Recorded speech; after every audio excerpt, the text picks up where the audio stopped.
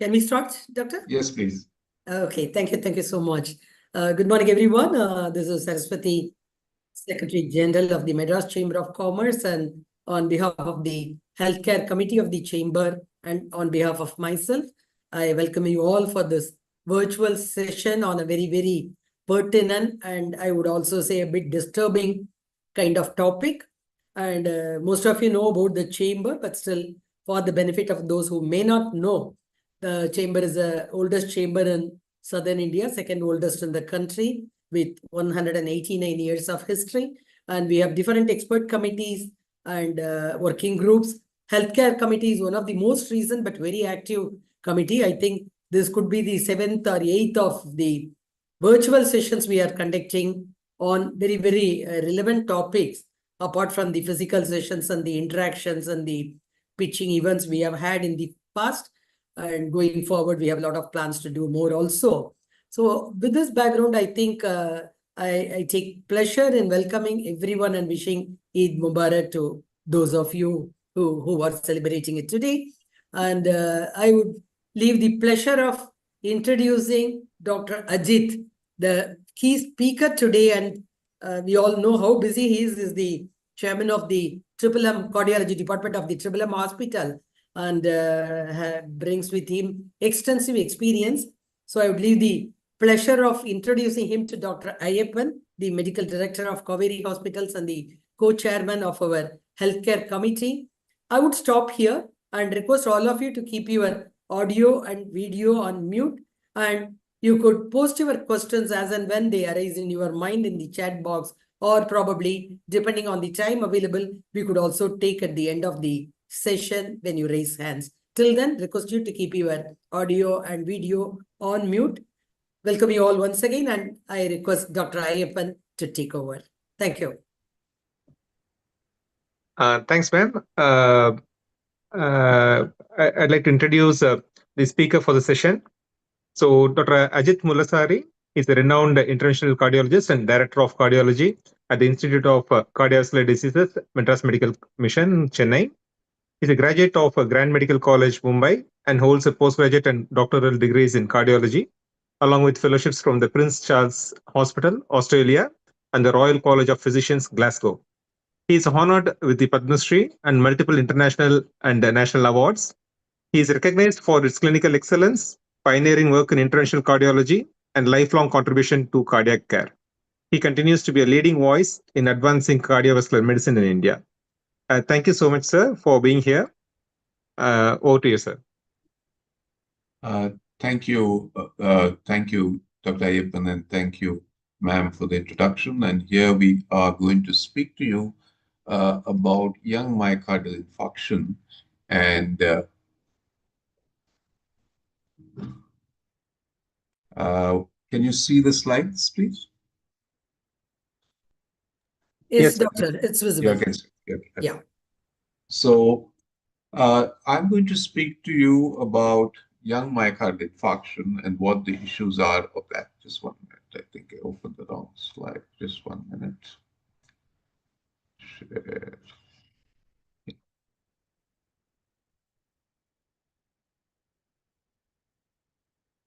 Okay.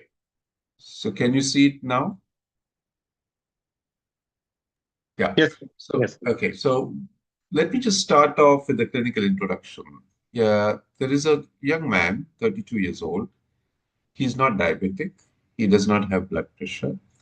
He's a smoker and as chain smoker. He's has about 60 cigarettes a day. And he complained of chest pain and sweating and came to the hospital within about 2 hours of the chest pain. The chest pain, unfortunately, on history and questioning, started almost 24 hours before, and they only worsened in the last 2 hours. And this is simply very common in India that patients sit on their chest pain, thinking it's gas and problems like that, and they just wait on it till they get into trouble and then start looking for the hospital. By the time he came to the hospital, he had what we call as an evolved heart attack, anterior wall heart attack. Anterior wall is a major part of the heart for non-clinicians. Some of this will be clinical work, so I need to just explain to you in layman's terms what this is. And he had a large heart attack involving the major area of the heart. He was in mild breathlessness and his heart function was 41%. Normally, the heart function is above 50%. So clearly, he had a problem when he reached the hospital. Now, when you have a patient coming into the hospital, what we do in this situation is we do what we call as an emergency angiogram.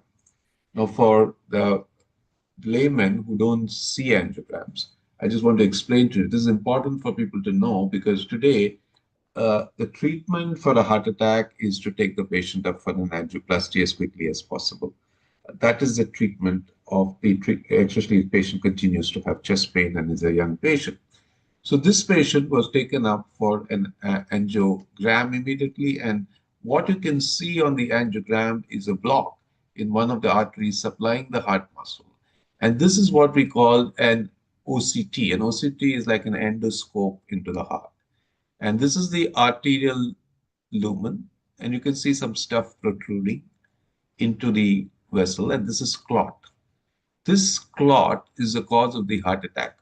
Fortunately for this gentleman, the clot was not occupying the whole area of the heart. It was only in one part of the heart, and the lumen was big enough. In this sort of situation, though we take up the patient for an angioplasty, all you need is a clot busting medicine. If there is a block which is large and obstructs the whole artery, then you take up the patient and put a stent. So clearly, this was a problem which could be medically treated in this patient. So what we did was we first treated the patient with medicines, cleared the clot up. The next day when he came, we still showed a residual block, at which time you can see here that we put a small stent inside and cleared the whole artery. Now the artery is nice and clean. If we had done a stent at the same time, why all this is important for most people to understand is the treatment of a heart attack may vary. It could be aspirin, another blood thinner, clot-busting drugs like streptokinase and urokinase, alternate place, which are dissolving clot medicines. It could be an angioplasty. It could be a staged angioplasty.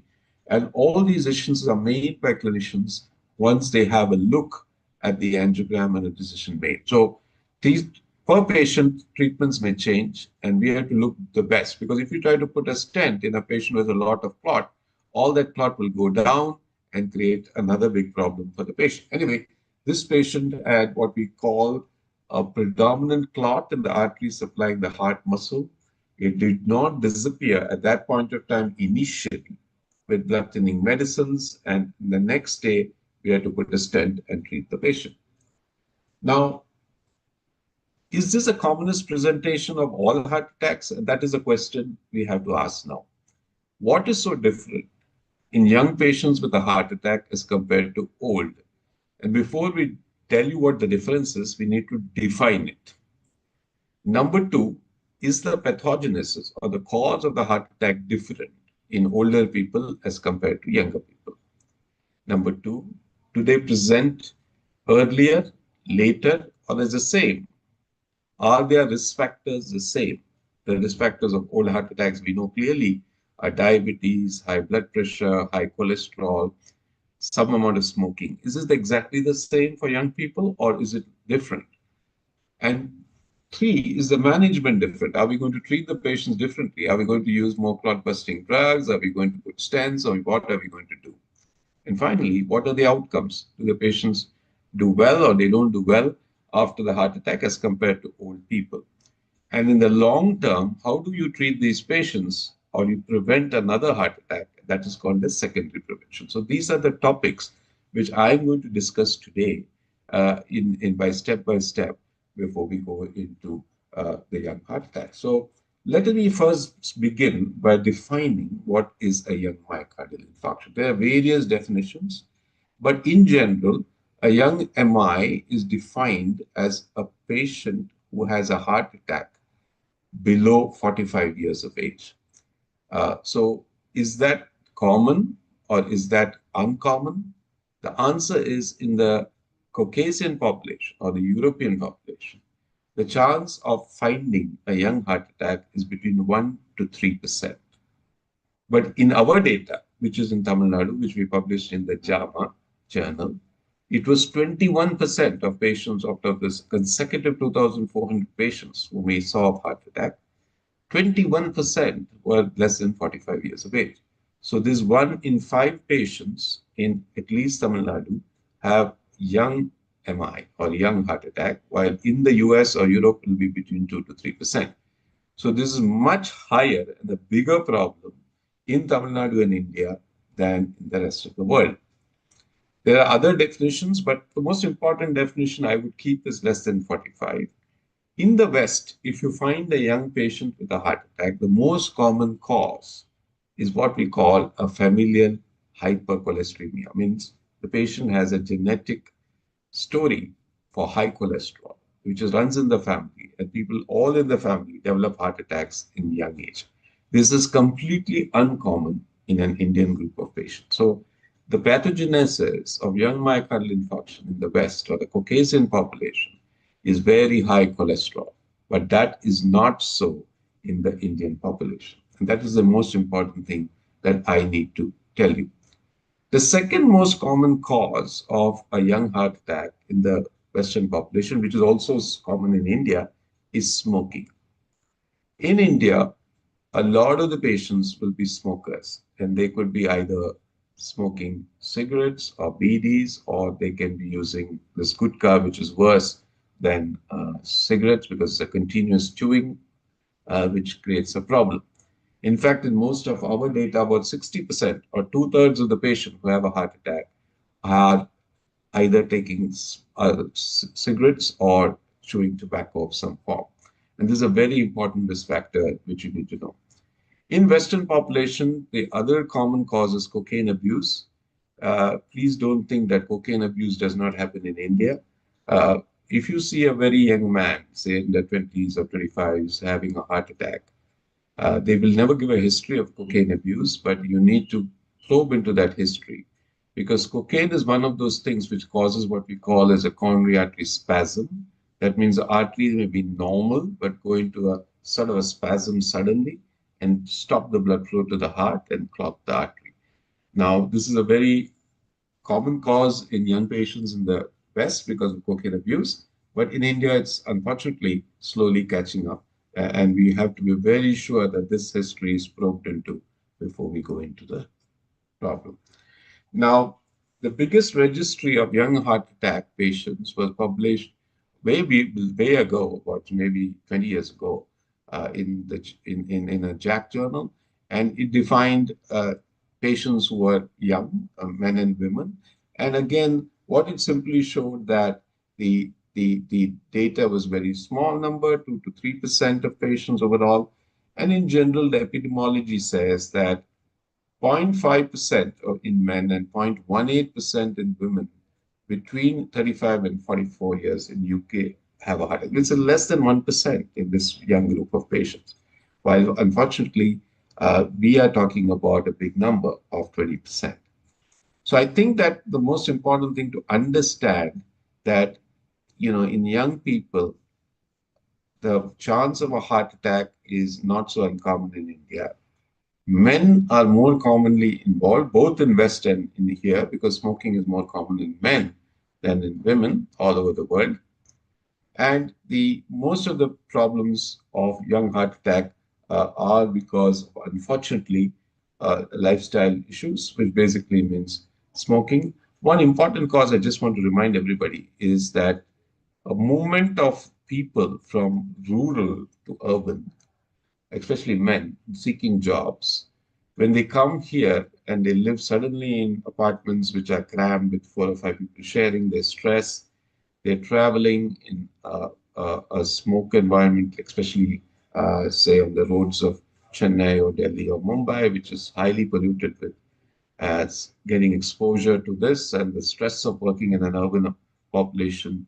Unfortunately, is also the cause of heart attack. We had a lot of patients who were auto rickshaw drivers, whose sugars were normal, whose cholesterols were normal. They were not smokers, but there's a continuous exposure of them to smoke because of environmental pollution, and they also come with heart attacks. And there's also the stress of driving in an urban scenario. So this is sometimes what we don't perceive or don't examine or don't document. How do you document stress? How do you document environmental pollution? How do you look at smoke from auto rickshaw? This is very difficult to sort of measure. So sometimes many of the risk factors are untold and are not measured, and that's the issue, what happens to patients. So, in general, if you have a heart attack in young people, one is a common cause of heart attack, which is cholesterol blockages creating problem, which is typically in high cholesterol patients or in smokers. There's another group of patients who get this problem, which is non-atheromatous coronary artery disease. And that is due to, like I told you, cocaine or smoking, which causes clotting suddenly and creates problems. And finally, there's a hypercoagulable state, which is basically a group of patients who clot for no reason in the arteries without any blockages. And this is something which, again, we see in Indian population. There were a funny blood test, which is common, which is lipoprotein lipid A, which is higher in the Indian population than South Asian population, in fact, than the Western population. So we should remember traditional causes can be there. They can be non-traditional causes, and there will be hyperclotting causes, which can cause heart attack in young people. Now, these are the causes. As I told you, the atheromatous disease is cigarette smoking. If you have a family, any family member, whether father's mother had a heart attack below 50 or angioplasty below 50 or surgery below 50, you should remember that's a big cause for acute heart attack in these patients. You should also look at lipid abnormalities because of familial hyperlipidemia, over diabetes. You may not have an HbA1c of 7 or 7.5, but you may have an HbA1c of 6.6, which is impaired glucose tolerance, of 6, which is impaired glucose tolerance. Now, these patients are also at the same risk of heart attack as diabetic patients. So you need not be a frank diabetic to get a heart attack. And the other problems, which I told you about, is obesity, which is a lifestyle issue, and stress. I'm not going to go to the non-atheromatous causes, which are all usually congenital problems or something like drug abuse or aneurysms. And there's a clotting issue, which I talked to you about. Again, in women, contraceptive usage can create a heart attack because of clotting. Now, all these things should be kept in mind because these are young people. They're in the marriageable age or they're married women, and they are taking these medicines for contraception, and you can have, a heart attack in this scenario. So please keep these things, which are unusual things, which are seen in young people, the heart attack. Now, the classic presentation in a young patient with a heart attack is not of chest pain, which gradually increases and then gets a heart attack. It's like one sudden disaster. That means chest pain few hours ago, acute heart attack. And the reason is it is not usually the traditional problem of plaque buildup, which slowly compromises the flow and decreases the circulation and then creates a heart attack. Usually they present as a straight out of the board chest pain, which presents as a heart attack. The duration of symptoms is usually less than a week. The diagnosis is the same. You do an ECG and you do a blood test, which is called as a troponin, to check whether somebody has a heart attack. And you can see all the usual ECG changes. And the cardiac troponin, which is a cardiac marker, you remember that when you go into an ICU or emergency room, They will ask you for 2 ECGs and 2 troponins. And this is because if you have chest pain in a few hours, the first ECG may not be abnormal and the first troponin will not be abnormal. It usually takes about 1 to 2 hours after the chest pain to all these changes to happen. That's why we insist that the patient remains in for a few hours into the ICU to check the second ECG and troponin. Remember, there are other causes of chest pain with ECG changes, which can be because of muscle or lung issues. And as I told you, you have to look for evidence of drug abuse or hypercholesteremia. So the initial management slightly differs than older people, apart from the general drugs like aspirin and nitrates and oxygen that we give. Some drugs like beta blocker we don't give in these patients because they can worsen spasm. We use nitrates to give it, sorbitol is a common drug. And we insist, because they're young patients, that they should have the best treatment, and that is a primary angioplasty. Most of these patients are young. We don't want damage to the heart muscle, because once the muscles gets damaged, we are done in. They will live a life full of heart failure, and that is a big problem. So we have to be aggressive in the treatment of these young people. So the early reperfusion is a goal. That means to open up the artery and improve the flow. Primary PCI is preferable. But if suppose you don't have an option of angioplasty, say you're in a small town where there's no cath lab, you have to give the clot-busting drugs like streptokinase or stenecteplase. But we have to remember that in case that it doesn't work in these younger people, they will have problems in the future.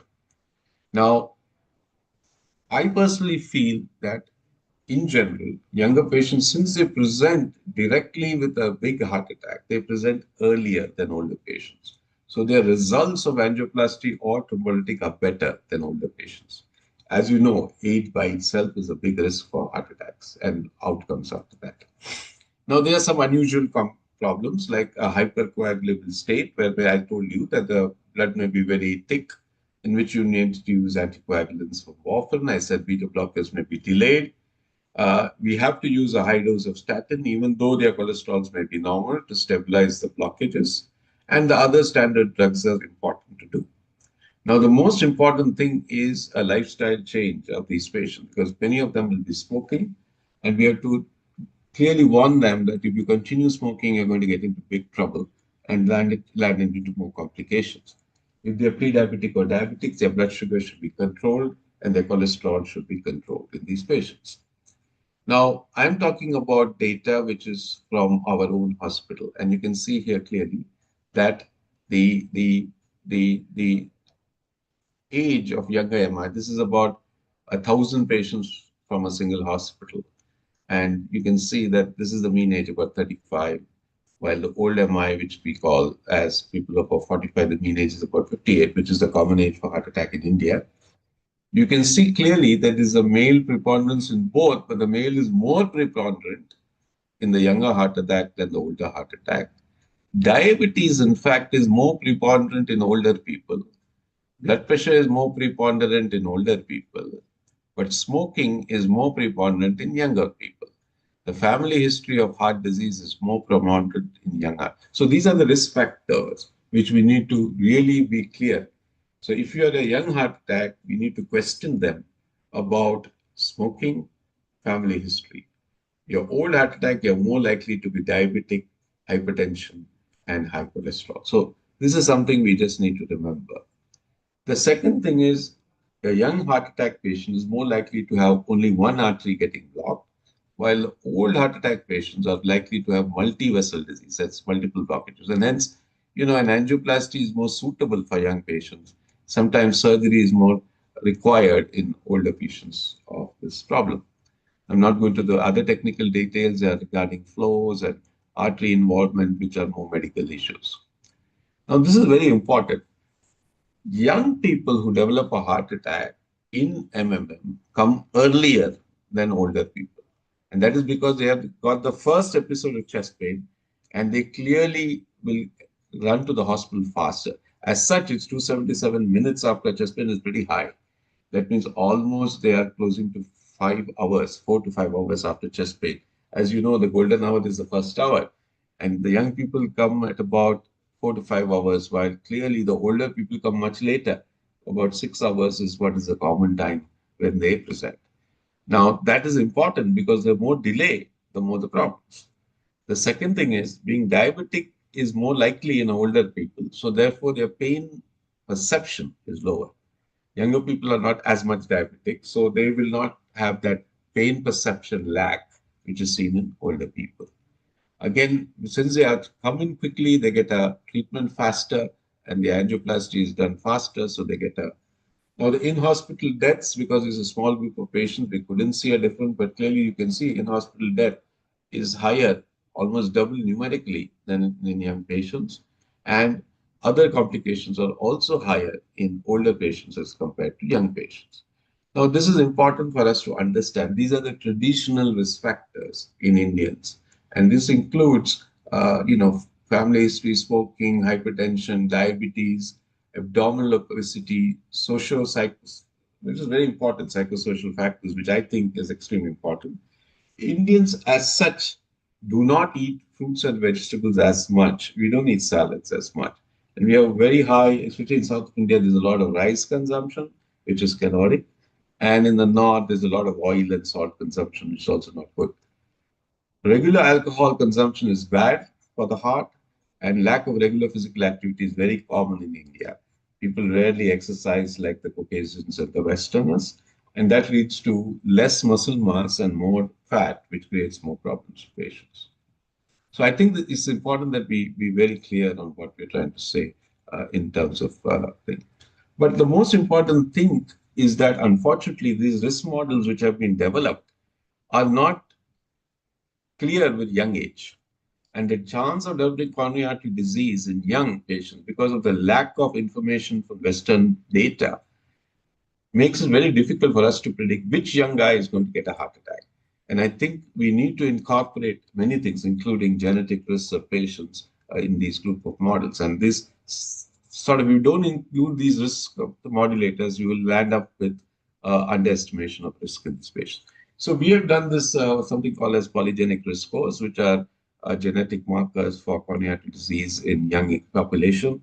So if you find a guy who comes with a young heart attack or who has blockages who are young, we send them straight away for what we call as polygenic risk scoring, and many of them will have a very high polygenic risk score, which suggests that there's some genetic predisposition for heart disease, and we've been regularly doing this. So I think that we have a study now ongoing for checking which is the risk genetic groups between the young and the old. So I won't go into that study because that's more a genetic study. And we are going to collect all the information of the people. And these are the many genes which are known for heart disease. Again, one common one is lipoprotein little a and apoprotein B, which is being looked at very, very carefully in Indian population. So I think if I put this whole story together, I think what we need to understand is that young patients, mean age is about 34, older patients about 55 to 58. There's more pale preponderance, there's less diabetes and less hypertension and more smoking, and the onset is quicker and they come for angioplasty quicker.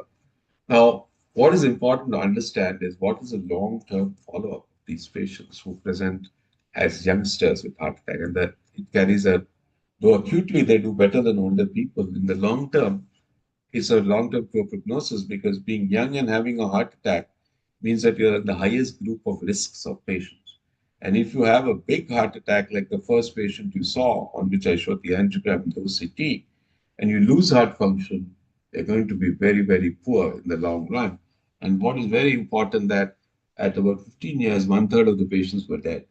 And so in short, if you are 35 and you get a heart attack, there's a chance of 1 in 3 in dying before you hit your 50. And if you're diabetic plus that, it's even worse, and I think that it's about 65%. So I think that the prognosis, if you don't look after yourself, is very poor because if you don't look after yourself, you're going to get into trouble. So let me put it in short that young myocardial infarction in the Caucasian population is about 4 to 5%. In India, it's about 20%, the mean of about 10%. Cigarette smoking is the most common. Diabetes and hypertension appears to be less common. in young patients compared to old patients. A higher percentage of young patients do not experience prior pain, and they come straight with a full-blown heart attack to the hospital. And though it is overall similar, the treatment for young or old heart attack, aggressive secondary prevention, that means stopping smoking, treating diabetes, treating cholesterol, and keeping the medicines continuing for lifetime is extremely important, apart from a lifestyle change in these young people so that they don't get into trouble for a heart attack. I think that's my last slide. And gene tapping is very, very important. So I think that's where I stop, and I'm happy to take any questions here.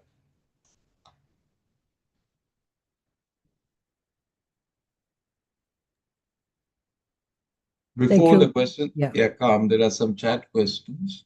I think that there's one question I can ask people to think about the question. I can go through this. In case of diabetes, would there be any pain indicating? The answer is yes, some people do, but many people don't. Half the diabetes will not have chest pain as a classic symptom, and therefore they will present to the hospital with breathlessness and some atypical findings, and that is the problem. So they don't think it's a heart attack. They think it's some gas or something like that because the pain is not severe. And that is an important thing that we should now be very careful with in these patients. So the second question is that, is there an increase in heart attacks in young people? I think that yes, the answer is yes. And the reason is urbanization is getting more. There's more lifestyle problems now. They're moving from rural scenarios where they used to walk, and now you're catching a bus or an auto rickshaw all the time. You're in an urban, stressful environment for work, and young people are getting more lifestyle disorders because they're eating more and exercising less. So I think that young adults should understand that heart attack is not a problem when you reach 50 or 60. It's going to happen to you at 30 and 35. So if you don't look after yourself with in your high-paced life and your stressful job, you're going to get into trouble soon. So I think this is the very important thing that we need to understand. And you regularly see in the newspaper somebody died on the young guy on the treadmill or something like that. And the reason is that doing a treadmill doesn't make any sense unless you do your basic things right. You get the eating right, not smoking, keeping your cholesterol down. And this is very, very important when you're having, things. Are the health checkups useful? Of course they are, because they tell us whether you are diabetic, you have high cholesterol, and you have a problem. And that can prevent the disease from worsening and get your things under control. You can get your sugar down, get your cholesterol down. So especially if you have a strong family history of heart attack or diabetes, you should get checkups much early in life than later and prevent the problem. Are COVID vaccines caused? The answer is no. We have clearly data now. Yes, like any vaccine or any drug, there will be some side effects in a small group of patients. But remember, in the large studies with COVID vaccines, it has never been shown in millions of patients who got COVID vaccine that there's an increased chance of heart attack, which has happened in these patients. So I would not overtly call COVID vaccines the cause of anything right now. Yes, there have been small cases of they can create a thrombosis in a small group of patients that happens with many vaccines. But the overall benefit of COVID vaccines far outweighed what happened in terms of side effects. I think these are the chat questions. If there are any other questions, I'm happy to take.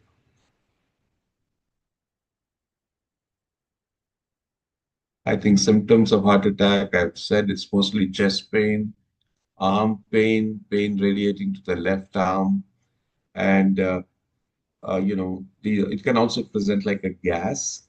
So don't only think of chest pain in the chest as a cause of heart attack. Anything can cause this, and this could be a problem. Is genetic resting? If you have family history, yes, I would strongly use it. But unfortunately, it's not a single gene. It's not one gene which is causing the problem. So the interpretation of the genetic test is more difficult. In fact, we have to look at it very carefully, the genetic test, before we jump into how to treat it. And most of them ultimately predicts sugar, cholesterol, or BP, and you have to treat that aggressively. But if you have a high polygenic risk code, you need to be, in short, more aggressive with your cholesterol treatment and uh, uh, sugar treatment. which medicine, which cooking oil to maintain, any cooking oil, but keep it low in amount.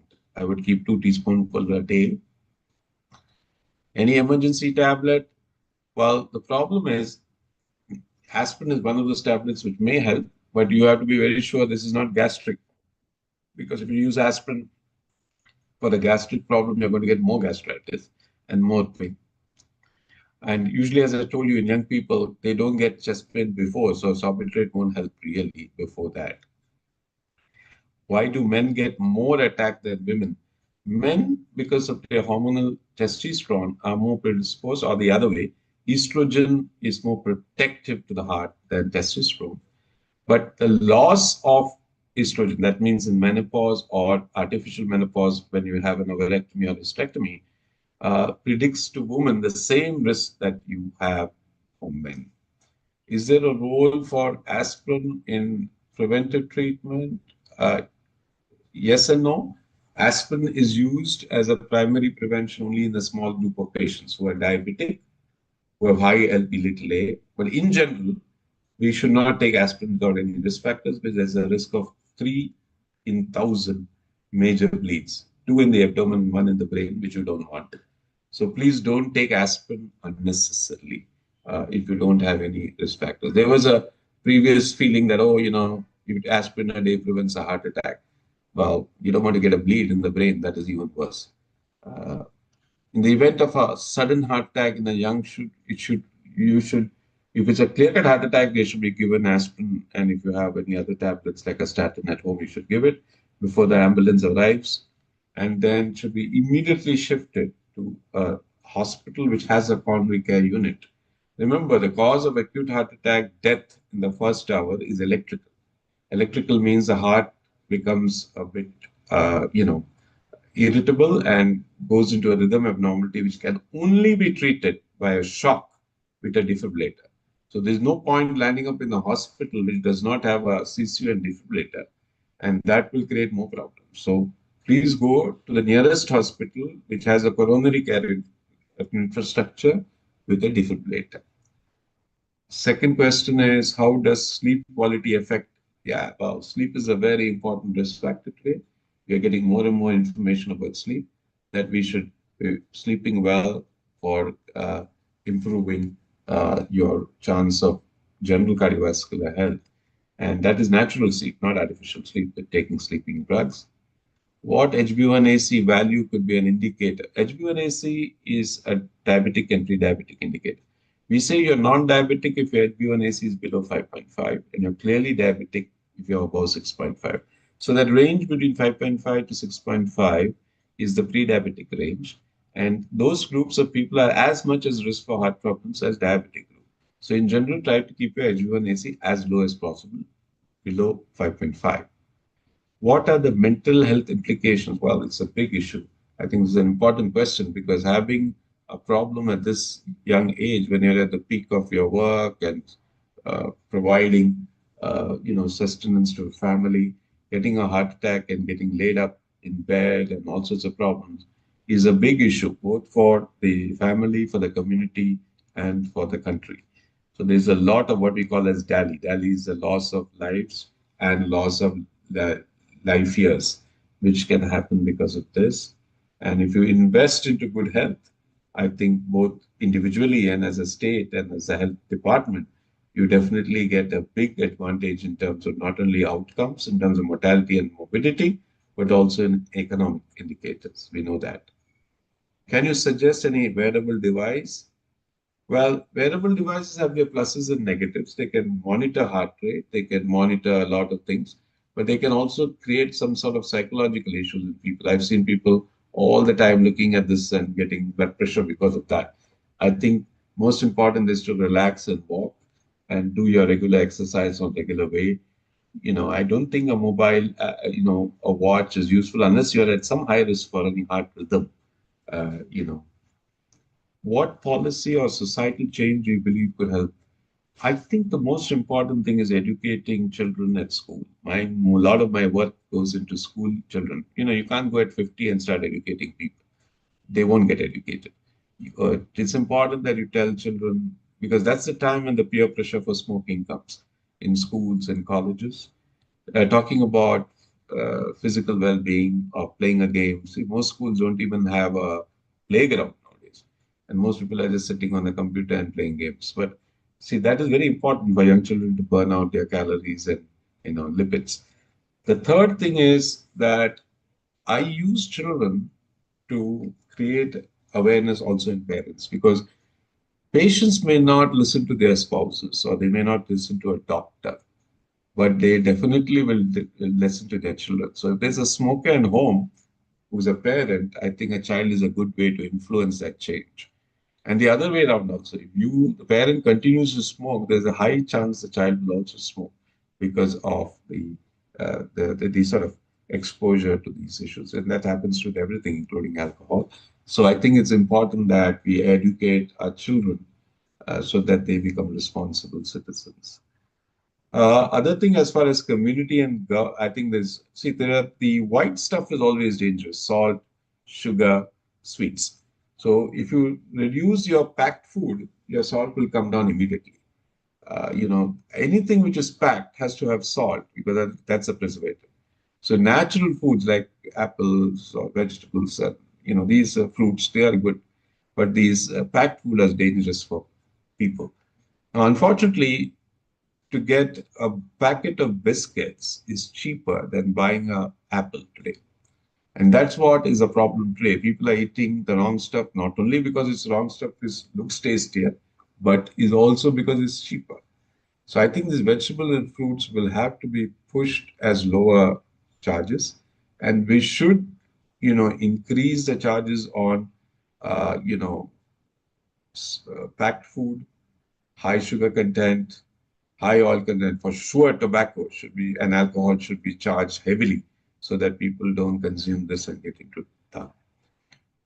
Young people learn, and this is a very important problem because high energy drinks contain high calories and fat, and they are harmful to patients. And especially people think that I'm doing a workout, so I need high calorie drinks, and they get into high cholesterol and get into problems. Caffeine in small quantities is protective, high quantities is harmful. How frequently we have to check the heart health condition? Well, the most important check is your blood pressure, your sugar, and your cholesterol for the heart. The rest are secondary, and I won't ask you to do any other tests except these few things to check that you are not at risk for heart attacks. How do you see AI? Is sedentary lifestyle? Oh, it's a very, very important problem. Sedentary lifestyle is the cause of all problems today. I think you should try to walk, cycle. Unfortunately, the roads are not really good for you for walking or cycling. And unfortunately, many of the traffic issues are a problem today. So I think that encouragement to not use, cars and other, automobiles will be helpful. We should have a general plan to make, cycling like in Scandinavian countries very easy to do and popular. How would you see AI and data analytics? I think it will be very important, but as long as the AI data is fed in properly, then we can look at the AI predictors, especially for young myocardial infarction and old infarctions, both to predict cardiac risk. Is intermittent fastings and other trending diets, they are unsafe, in my opinion. What you need is small quantity of food and, multiple small eats than all these fastings and all these other types of fancy diets, which are dangerous and can create an abnormality of some other problem and can kill the patient because of that. So I think what is good is that, yes, you should eat less in general and be more healthy in terms of lifestyle by walking more and advising people not to smoke. And this is very important. The single thing which has reduced heart disease and heart attacks all over the West is cigarette smoking in public. That has happened even in India. And I think that's good, tobacco. But unfortunately, the non-cigarette smoking has not stopped.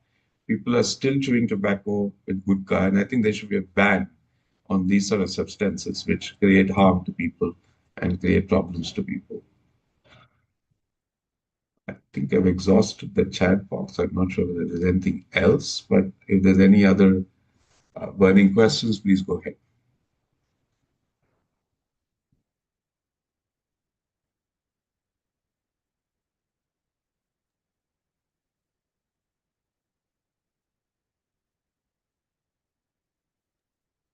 Hello. Thank you, Dr. Ajit. Any other questions from anybody? You can raise your hand if you want, and we can unmute you if anybody wants to ask any further questions. I think he had covered a whole lot of questions there. I was thinking there were no questions, and suddenly there were sort of a wave of questions coming, and all very, very pertinent questions. Any other questions in anybody's mind still?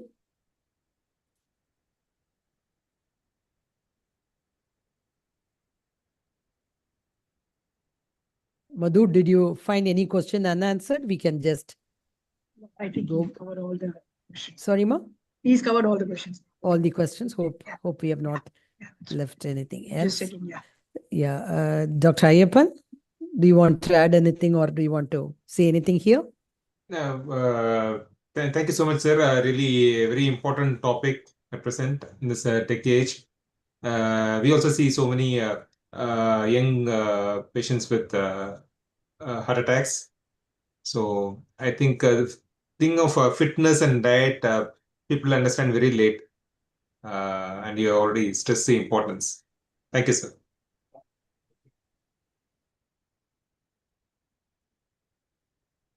No further questions means we can close this session.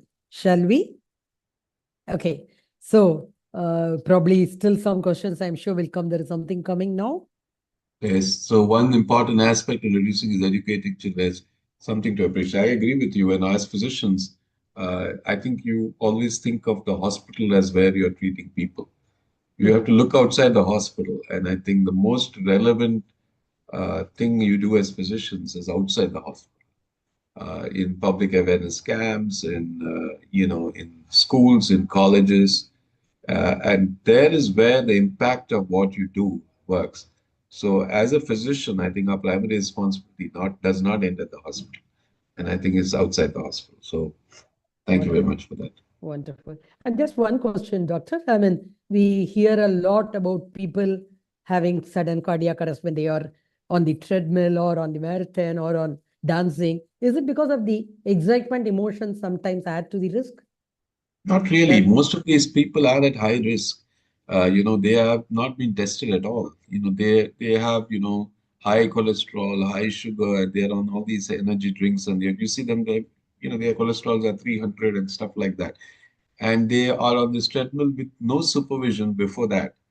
And many of them, if you go back to their history, they will have a strong family history, and they will have not checked their blood tests. And they also, the other common thing is, if I exercise and I have a good exercise pattern, I don't need to worry about what I eat. I don't need medicines. That is all silly. Everything has its own way. Exercise is important. It provides about 20% of reduction of events. Diet is important, produces about 20% reduction of events. But 60% in a high-risk group is with medications. Don't be afraid of medications. The problem is the WhatsApp universities just kill statins and diabetic drugs. And then the problem is that, unfortunately, that's not true. In the US, if anything has stopped heart disease, is basically stopping of pollution and no cigarette smoking in public. And the third most important thing is statins. Despite Americans eating more and their size becoming bigger, they still have less heart attacks because of these three things. So remember, don't forget medications. True. One question, can you say a few roles in the role or vision of your hospital? Well, if you look at the vision and mission statement of MMM, it is to reach the unreached and to provide quality health at reasonable cost. These are the vision mission statements of the MMM. So we are expected as doctors of the hospital to go outside the hospital. And visit camps. So you'll see regularly we are doing camps every weekend inside the country, outside the country, in Northeast, in Bihar, in many of the unreached areas. So that's one statement. And the second statement is try. Obviously, you can't do everything free, but end of the day, make healthcare reasonable and at least do one with your profits, do some charity so that it helps more people. So I think that is the vision and mission statements of most not-for-profit good charitable hospitals. I'm sorry, I think there is one more question still. Yeah, sure. It's not We often hear ending. of cases where individuals who don't drink, smoke, or drink and maintain distance. Yeah, that's the most important question you've asked. Because unfortunately, these are smaller issues. The bigger, larger issue, remember, is also family history. So if your parents have got heart disease and had a heart attack, or they are diabetic or high cholesterol, you are at very high risk. So even if you don't eat properly, or you don't, you don't eat too much, or you don't smoke, or you don't have alcohol, you are still at high risk because your cholesterols or your sugars may be high, which you have not tested. And in those situations, you need to treat them aggressively, get your LDL cholesterol to very low numbers, which are strong. Unfortunately, you can't change your parents. So what you can do is try to, reduce the risk that your genetics give you. Absolutely. Over exercising, like using gym. Yeah, I think that anything in excess is a problem. Bodybuilders die 5 times more than normal people. Marathon runners die twice more than non-marathon runners, or so normal walkers. So trying to say I'm doing a lot of exercise is going to make me better is stupid. So I think that the most important thing is continuous, regular, moderate exercising. That is the key. And that's true for food also. Moderate food is very, very important. Moderation in everything except smoking and alcohol is fine.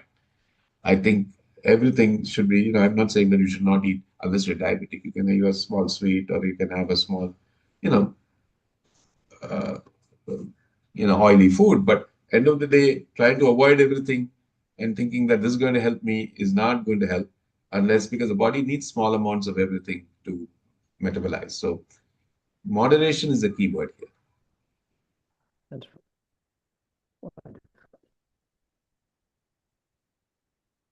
So no further questions. I assume there is one more. Oh, okay.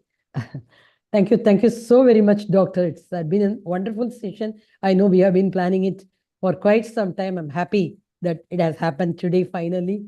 Thank you so very much for all the support you have been extending to the committee, and especially for this talk today. On behalf of all the people who are present here and on behalf of the chamber, I extend my warmest thanks to you. And thanks everyone for joining us on a weekend. And let us go back with a lot of these takeaways. As he said, moderation is the key word. Thank you so much.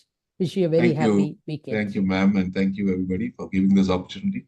I hope it's useful. And thank you very much for sparing an hour on Saturday listening to this. I can have this YouTube in the website, Doctor. No problem. Yeah, sure, Thank sure. you. You can take that. Thank you. Thank you so very much. Bye.